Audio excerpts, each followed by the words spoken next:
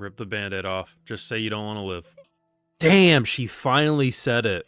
I mean, it's not like she didn't realize that up to this point, but to admit that out loud is big. Someone with high-functioning depression admitting that out loud is insane. This is a make it or break it point. Either she will die in the coming episode, or she'll be saved. There's no in between anymore. Going through the motions has no... Like, she's doing what she has to.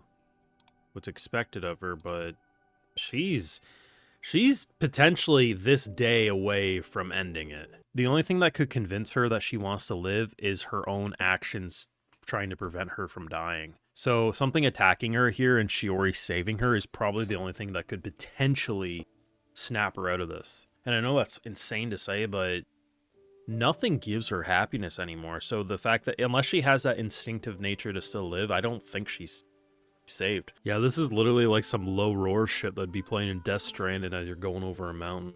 Oh, fuck, that's heavy too. Who would have thought this monster wants to talk to me, huh? Just absolutely damn. Make sure you drop a like though if you got this far in the video, share your support, subscribe if you're new around here, and Patrons, where you can catch my full live reactions, also more, which also helps fund the channel and videos just like the one you're watching. So, high functioning depression has been the theme of this show from day one. And I think it's what made it so remarkable. And of course, there's always the monkey brains who, unless there's constant action or gore or whatever, think it's boring, slop, whatever. We don't pander to those people.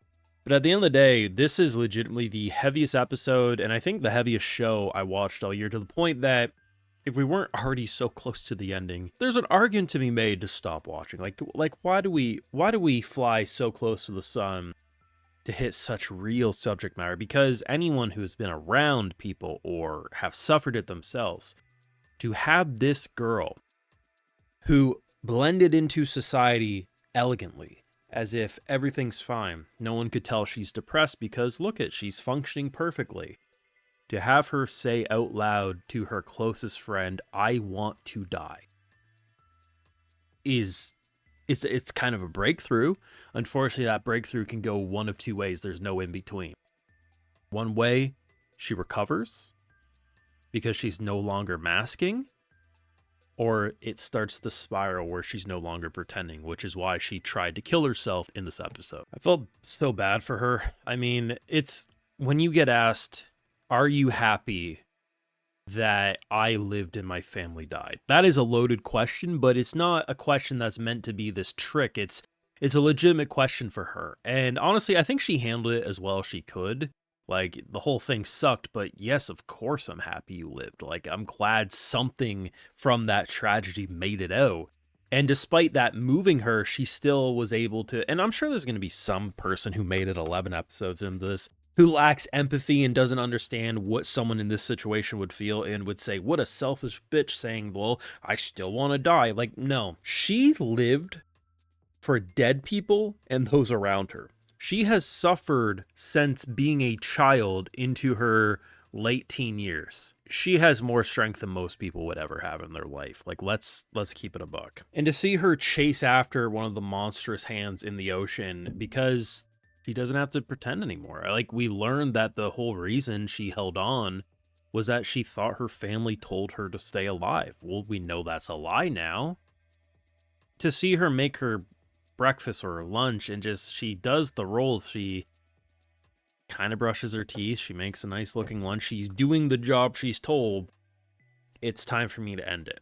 And honestly, I really thought the direction we were going was she was going to attempt to take her life and realize that's not what she wants, because that's sometimes the only way people can really see it. You see it a lot with suicide attempts, you know, people cutting their wrists and then the parents walk in and they're embarrassed. They're like, I didn't want this, actually. I realize this is not what I want to feel, right?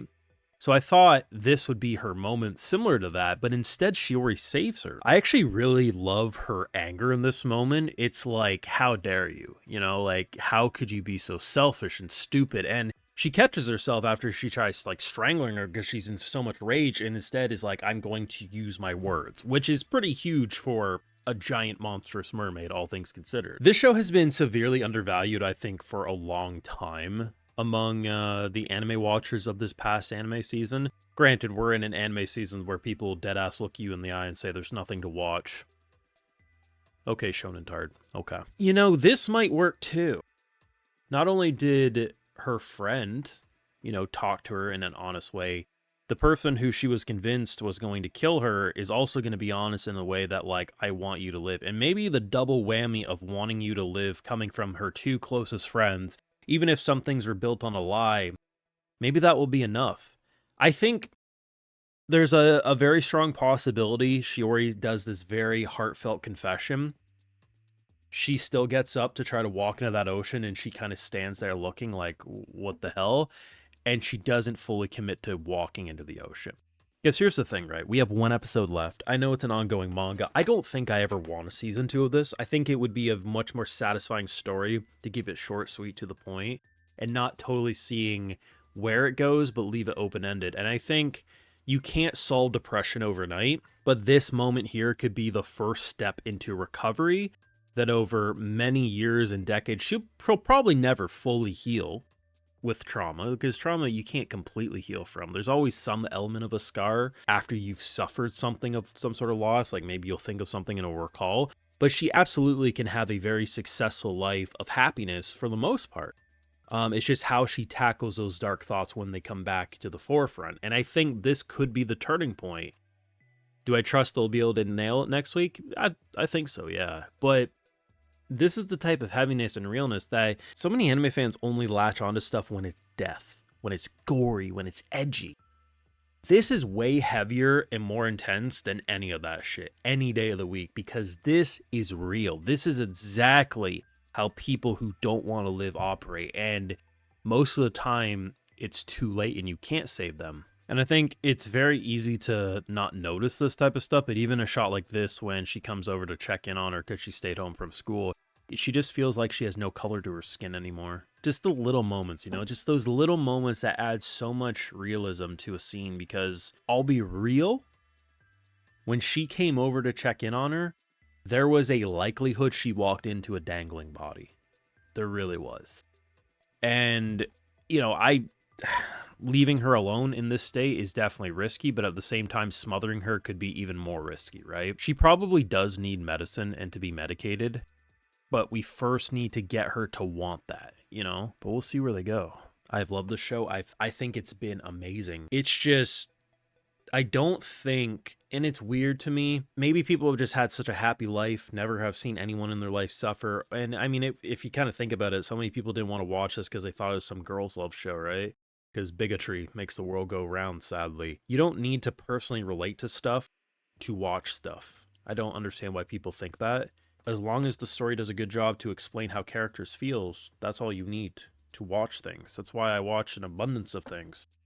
It doesn't need to relate to my personal worldview and experience. And honestly, this female-led cast of depressed young women have been better than most male-dominated shows that I've watched this year. So it's like, I can't get over people sleeping on this masterpiece. Let me know your thoughts, though. We got one episode left, right? How do you think it's going to go?